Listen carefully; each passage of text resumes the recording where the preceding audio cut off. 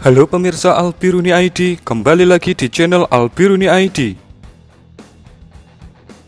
Dalam konflik yang terjadi di wilayah Donbas, kita tahu di situ selain ada Ukraina sebagai pemain utama, juga ada Rusia selaku sutradara di balik pasukan DPR dan LPR.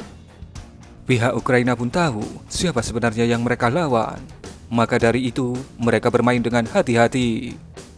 Dan untuk membackup kemungkinan terburuk yang mungkin terjadi, Ukraina menyatakan minat untuk bergabung dengan NATO. Dan di situ ada musuh abadi Rusia, yaitu Amerika. Ketika situasi semakin panas seperti saat ini, Amerika pun tak tinggal diam melihat teman barunya terancam oleh Rusia. Mereka rupanya ingin juga ikut bermain, tapi tak mau terlihat mencolok. Mereka ingin masuk dengan elegan. Tapi sebelum masuk ke dalam permainan, Amerika rupanya ingin mengetes seberapa besar ombak di Donbas. Dan tes yang dilakukan oleh Amerika tak main-main, yaitu tes level tinggi dengan mensimulasikan serangan nuklir terhadap Moskow, dengan tujuan untuk mencari tahu bagaimana reaksi alias ombak dari Moskow ketika mereka terancam dengan serangan nuklir. Hal ini bisa menjadi ukuran apakah nantinya Amerika akan bermain secara total atau cuma setengah-setengah. Dan berikut cerita dari tes ombak ala Amerika. Moskow mencatat 10 pembom strategis US Air Force telah berlatih untuk menjatuhkan bom nuklir dengan target wilayah Rusia di sepanjang bulan ini. Manuver ini berlangsung di seluruh wilayah Eropa Timur di saat ketegangan di Donbas semakin memanas. Menteri Pertahanan Rusia, Sergei Shoigu, pada Selasa 23 November 2021 mengatakan penerbangan 10 pembom strategis ini sebagai latihan yang dirancang untuk menyelidiki kesiapan Rusia jika benar-benar terjadi perang nuklir.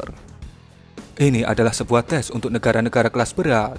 Kalau negara kelas ringan, tak usah pakai tes, langsung serang saja, karena kemungkinan menangnya lebih dari 90%.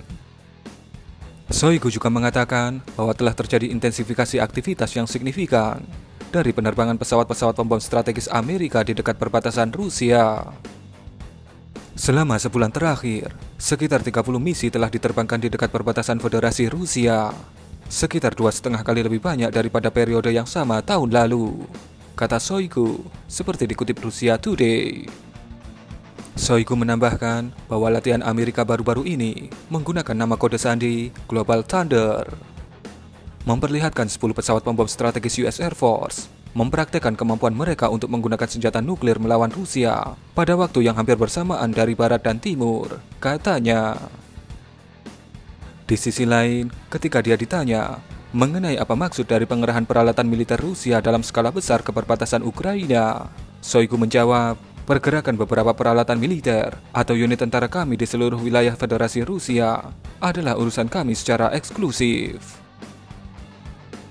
Baik Rusia dan NATO saling menuduh telah meningkatkan penerbangan jet tempur di dekat perbatasan.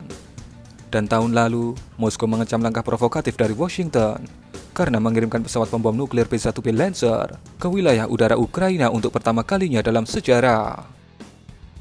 Jet tempur Rusia dan sistem pertahanan udara pun dikerahkan ke sisi perbatasan Ukraina sebagai tanggapan.